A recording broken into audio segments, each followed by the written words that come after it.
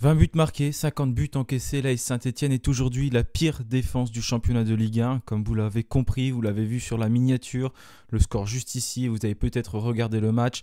Les Stéphanois se sont inclinés 5 buts à 1 sur la pelouse du stade Vélodrome. Un match une nouvelle fois très difficile face à Marseille, l'une des meilleures équipes françaises, mais des Stéphanois qui ont eu de grandes difficultés à se créer seulement quelques situations. On a quand même marqué un but cette saison contre Marseille. Ouais, bravo, on va s'en réjouir. Bref, ce soir, je suis encore une fois très déçu, dépité. Je m'attendais bien évidemment à ce que ce soit compliqué, que l'on s'incline. Mais j'ai l'impression que ça, c'est aussi un problème dans l'état d'esprit stéphanois. Parce que j'ai pas l'impression qu'on est venu à Marseille en se disant qu'on pouvait réaliser un coup. On va en parler dans quelques instants durant ce débrief. Juste avant de débuter, n'oubliez pas de vous abonner, de liker la vidéo malgré tout. Et puis on se retrouve juste après le générique.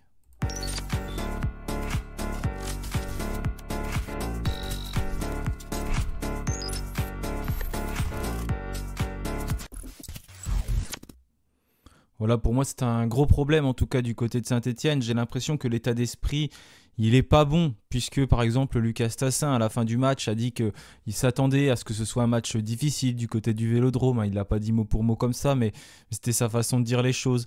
Et c'est un discours que j'écoute, qui m'énerve, qui m'agace, parce que j'ai l'impression qu'on arrive à Marseille en se disant bon bah de toute façon on va perdre ce match, c'est pas le plus important et on va passer au suivant. Un discours qu'on voit des fois dans les mots de certains supporters sur les réseaux notamment, on va perdre à Marseille de toute façon, il va falloir gagner le prochain contre Angers, ce sera important. Mais non, il faut pas partir comme ça, il faut pas partir en se disant de toute façon on va perdre, puisque si on part en se disant on va perdre, c'est sûr qu'on va perdre, puisque on va pas être sur le terrain correctement avec un état d'esprit irréprochable, on se dit de toute façon Marseille est trop fort, on sera incapable de lutter.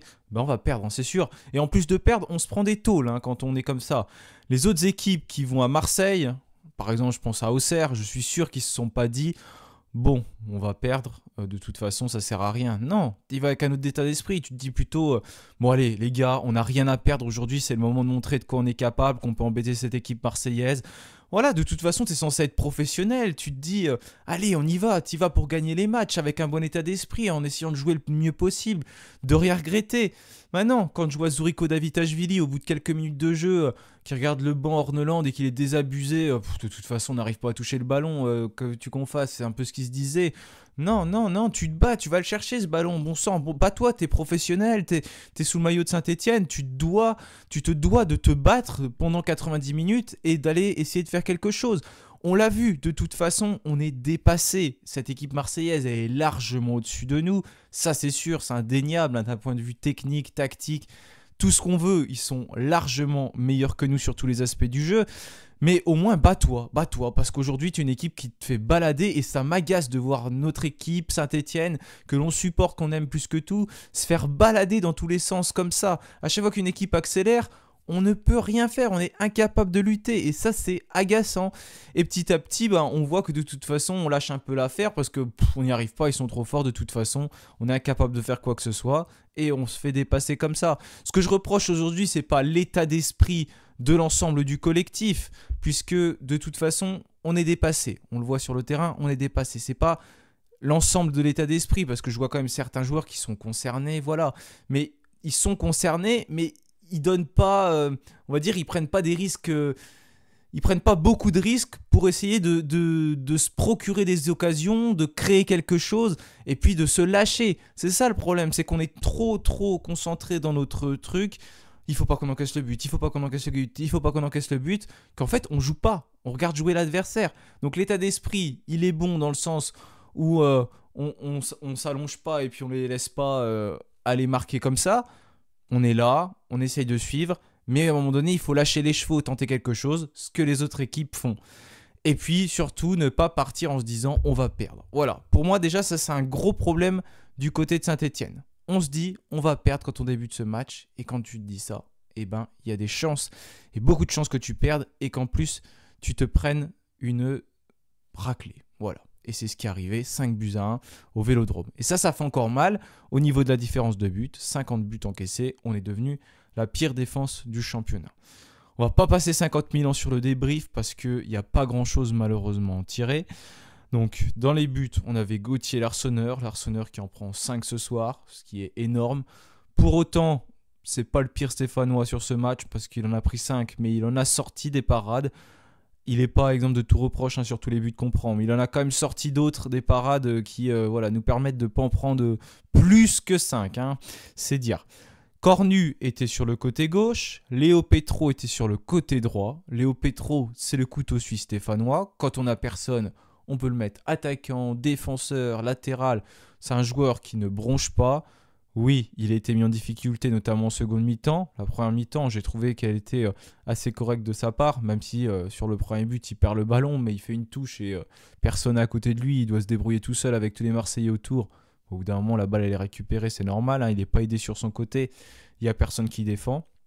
Mais ce qu'on remarque aujourd'hui, c'est que par exemple, Maxime Bernauer n'est pas entré en jeu, alors que c'est une arme qu'avait Eric Horneland, une arme supplémentaire. Il était sur le banc stéphanois. On ne l'a pas vu. On l'attendait bien évidemment pour sa première sous le maillot vert. Quel est le message envoyé là par Horneland? Est-ce que c'est qu'il n'est pas satisfaisant depuis qu'il a l'entraînement? Est-ce que c'est parce qu'il avait reçu un coup avant de venir, donc il est toujours sur le flanc? Et ça, c'est un problème récurrent du côté de Saint-Etienne. J'espère vraiment que c'était ça et qu'il va venir après, parce que si c'est encore une fois une erreur du mercato, je ne comprends plus rien. Il n'y a personne qui est arrivé durant ce mercato, Cardona et Bernauer. Et s'il n'y en a aucun qui est capable de jouer, bon, Cardona il peut jouer, mais je veux dire, s'il n'y en a aucun si Bernauer n'est pas capable de jouer, c'est vraiment une erreur et c'est une honte ce mercato, ce qui s'est passé. Franchement, j'en reviens pas. Quand je vois le niveau de l'équipe, je comprends pas comment on n'a pas pu accélérer un peu les choses et puis se dire tranquillement qu'on allait se maintenir. Va falloir surveiller les autres matchs. Là, quand je tourne cette vidéo, on a Nantes qui est en train de jouer contre Monaco. Ils avaient ouvert le score. J'ai le match sous les yeux. Oui, on est à la 18e minute de jeu. Il y a toujours un 0 pour Nantes. Ils ont même pris un carton rouge. Les Nantais, ils ont ouvert le score tôt dans le match. On a Le Havre qu'il faut suivre également. Je crois que ça joue contre Nice. On a un Montpellier-Lyon. Tout peut se resserrer derrière et il va pas falloir se rater à Geoffroy Guichard contre Angers. Stop les excuses, au bout d'un moment, il va falloir réussir à prendre des points parce que ça devient de plus en plus urgent. Ça m'énerve, je suis en colère parce qu'on avait tout pour changer les choses. Pardon, on avait tout pour que les choses changent, mais on les change pas. C'est pas normal. Au bout d'un moment, on se met en difficulté tout seul. Et là, aujourd'hui, il y a de quoi être inquiet par rapport à notre situation. Et si on est barragiste, on est loin de se maintenir encore. Il reste beaucoup de journées derrière. Mais quand je vois le visage qu'affiche notre équipe, je suis désolé. Mais il n'y a rien de motivant, d'encourageant. Voilà, bref, Cornu était sur le côté gauche. Bon, Pierre Cornu, on voit que c'est une catastrophe. C'est très compliqué pour lui. Il est incapable de gérer ce côté gauche. De toute façon, c'est un joueur qui n'a pas de temps de jeu, qui joue pas, il peut pas tout faire, il peut pas réussir à se mettre dans le match comme ça, en plus à Marseille, c'est pas possible. Voilà, il a pris l'eau sur ce fameux côté gauche. Malheureusement, c'est énervant, j'en ai marre de voir notre équipe comme ça, cette situation, c'est déprimant quoi. Match après match, on n'arrive pas à gagner, même depuis qu'Orneland est là, on a gagné que contre Reims, là, ça fait 7 matchs qu'on n'arrive même plus à mettre un pied devant l'autre, petit à petit on recule au classement. Notre équipe, on nous dit qu'on construit un projet. Au bout d'un moment, je suis désolé, mais ce projet, il faut le construire. Il faut pas qu'on souffre comme ça. C'est pas normal. C'est pas normal ce qui se passe. Pierre Ekwa, donc au milieu de terrain, qui a souffert durant la totalité du match. Tardieu, Bouchoirie, c'est pareil. On était dépassé par le milieu de terrain marseillais. On sait qu'ils sont clairement au-dessus de nous. Nos milieux, on les a pas vus. On les a vus 2-3 fois et c'est là qu'on a pu faire un peu la différence, entre guillemets. Mais sinon, non, on les a pas assez vus. On voit qui est à droite, qui n'est pas revenu défendre du tout. Et il a laissé le pauvre Léo Petro tout seul sur son côté droit. Franchement, il a pris la foudre quand ça va passer sur le côté droit. Il pouvait rien faire. Il a fait ce qu'il pouvait, comme je dis tout à l'heure. Notamment en première mi-temps. Mais après, en deuxième, il ne peut plus rien faire. Quand il n'y a personne qui vient t'aider à défendre, et puis que tu sais que tu es déjà en difficulté, que tu n'es pas sur ton côté en plus, comment voulez-vous qu'il réagisse? David Ashvili sur le côté gauche. Je pourrais débriefer tous les matchs de Zurigo Davitashvili et dire la même chose. C'est agaçant de voir ce qui se passe sur le terrain. Il a le ballon, il le regarde, il fait jamais la passe. Au bout d'un moment, il faut lâcher ce ballon, il faut faire quelque chose. Ça fait des matchs et des matchs que ça dure et Davitashvili reste sur le terrain, il bouge pas, il a cette place de titulaire indiscutable. Non mais au bout d'un moment, c'est pas possible quoi. On a toujours les mêmes défauts depuis le début de la saison. Ils sont pas corrigés. Cet effectif stéphanois, il est limité, on le sait très bien, je l'ai dit tout à l'heure. On voit qu'on est largement en dessous du niveau notamment des équipes comme Marseille et même beaucoup d'équipes de Ligue 1. Mais au bout d'un moment, il faut aussi réussir à corriger certains défauts. C'est les mêmes qu'on voit depuis le début de la saison, que ce soit au niveau des coups de pied arrêtés, offensifs, défensifs. Il y avait quelqu'un qui était venu pour corriger les coups de pied arrêtés. Non, non, c'est pas possible. Là, il n'y a rien de corrigé. Ça va pas du tout. On est en difficulté à chaque fois. Et Lucas Tassin en pointe de l'attaque, là, pour le coup, Lucas Tassin, j'ai souvent l'habitude de lui taper un peu dessus. J'ai bien aimé ce qu'il a tenté de faire. Hein, je dis bien ce qu'il a tenté parce que le pauvre, il a pas pu toucher beaucoup de ballons. D'ailleurs, c'est lui qui a marqué. Mais il a quand même essayé de se bouger. Il a gagné des duels. Il allait presser. Hein, notamment, il avait récupéré un bon ballon sur Greenwood. À un moment donné, il a quand même tenté. Il a fait des belles choses. Donc c'est bien ce qu'il a pu démontrer durant ce match à ce moment-là. Voilà donc pour la composition stéphanoise, on n'est pas si mal rentré que ça dans la première mi-temps, mais les Marseillais vont ouvrir le score assez tôt, un corner qui sera refusé, et on a de la chance pour le coup, parce que là, pour moi, c'est l'Arseneur qui se trouve, hein, qui saute pas. Il n'y avait pas forcément faute, l'arbitre a été gentil, il l'a sifflé à ce moment-là, il a annulé le but. Mais après, les Marseillais ont déroulé avec cette touche-là, et Petro qui a le ballon, qui le perd. Et c'est Guiri qui va ensuite être servi et marqué. Et puis il y a 1-0 donc à la mi-temps. On n'est pas si loin que ça des Marseillais, même si dans le jeu, on s'en sort bien avec 1-0 parce qu'ils ont tout le temps la balle. On touche pas la balle, hein. On fait que de les suivre. C'est ça la première mi-temps en fait. C'est Marseillais à la balle. Puis nous, notre bloc qui suit pour essayer que les Marseillais ne passent pas. Ce qui a quand même plutôt bien réussi, hein, parce qu'ils n'ont pas été si dangereux que ça. Donc c'est quand même un point positif. Puis après, en seconde mi-temps, on a coulé, on a essayé un petit peu plus d'être entreprenant. On va concéder un penalty, et il est peut-être un peu sévère, hein, le penalty, je ne sais pas ce que vous en pensez. La main de Nadé, elle est quand même collée, c'est pas évident, hein, il n'a pas beaucoup de temps, il se colle, ça touche là. Bon, l'arbitre siffle, il y a penalty. Greenwood marque, ça fait 2-0 à ce moment-là, et puis là on coule, on n'y arrive plus. 50e minute, le penalty, ensuite 58e minute, on a Murillo qui va marquer. Pour le coup, on a un bel arrêt de Gauthier Larseneur avant, et puis après, bon, il est tout seul. Guiri qui va marquer le 4e, hein, qui lobe Gauthier Larseneur. On perd le ballon au milieu de terrain, Batu Binsika, et puis le 5e but qui va arriver après. Bref, voilà, après l'Arseneur qui nous sauve, entre guillemets, de ne pas prendre une pilule encore plus importante. On en reste à 5-1 durant ce match pour les Marseillais. Et puis, oui, quand même le but stéphanois, il faut le décrire, avec Cardona qui prend le couloir droit, qui arrive à prendre de vitesse son vis-à-vis, qui a un bon ballon dans la surface de réparation. Lucas Tassin qui n'a plus qu'à le mettre au fond des filets. Il est beau, le but stéphanois, il est bien construit, mais bon, les Marseillais gagnaient 5-0, ils n'avaient un peu rien à faire.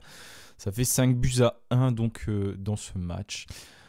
Voilà, il n'y avait pas photo, que voulez-vous que je vous dise? Il n'y a pas grand-chose à rajouter. On peut parler des choix du coach, donc j'avais parlé de Maxime Bernauer. On n'a pas vu non plus notamment Ibrahim Sissoko rentrer, des joueurs comme Miladinovic qui ne sont pas rentrés en jeu. D'ailleurs, il a fait combien de changements, Eric Horneland? Il a fait rentrer Cardona à la 46e, qui a remplacé Augustine Boaké.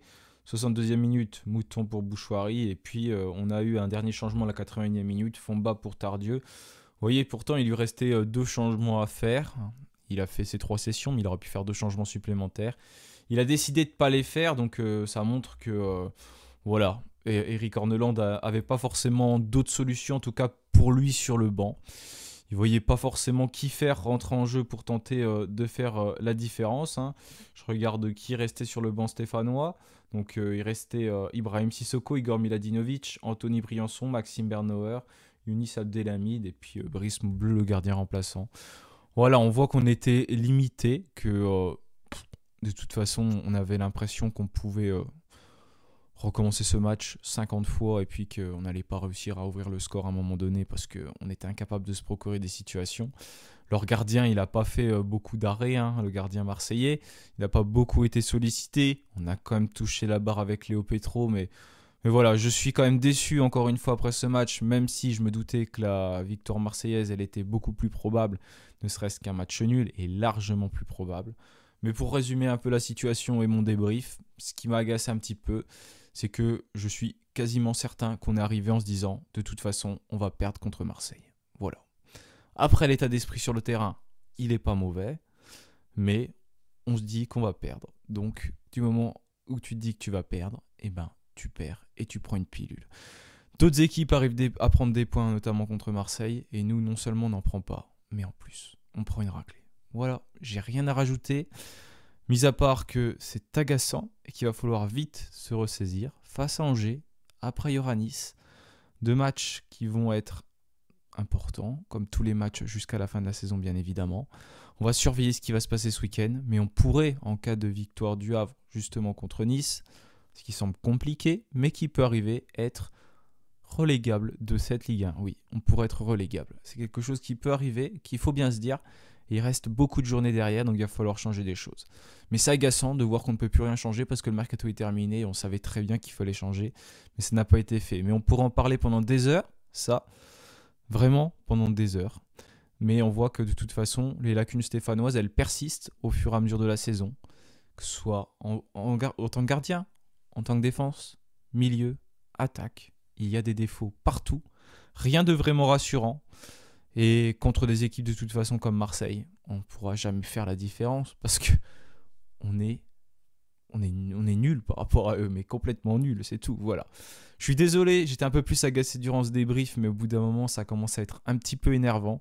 J'espère qu'il y a vraiment des discussions qui vont avoir lieu. On a lu dans l'équipe qu'il y en avait notamment eu avec Cardona, Davitashvili et puis Nadé. Je suis curieux de voir ce qui s'est vraiment dit. Et puis j'espère que ça va bouger et puis que les supporters réservent un bel accueil aux joueurs contre Angers et qui vont savoir avoir les bonnes paroles. Tout en les encourageant, parce que ça c'est bien évidemment une force de Saint-Etienne et c'est très important, mais au bout d'un moment il faut aussi savoir faire bouger les choses, savoir dire les choses. On a l'expérience de ce que c'est maintenant que de descendre en Ligue 2, on sait comment ça peut arriver. Et là s'il y a bien un moment où il va falloir les faire bouger, c'est maintenant parce que après ce sera trop tard. Merci à tous d'avoir suivi ce débrief, merci beaucoup pour votre fidélité. Je vous souhaite quand même un bon week-end, et puis bien sûr, allez les Verts, salut à tous.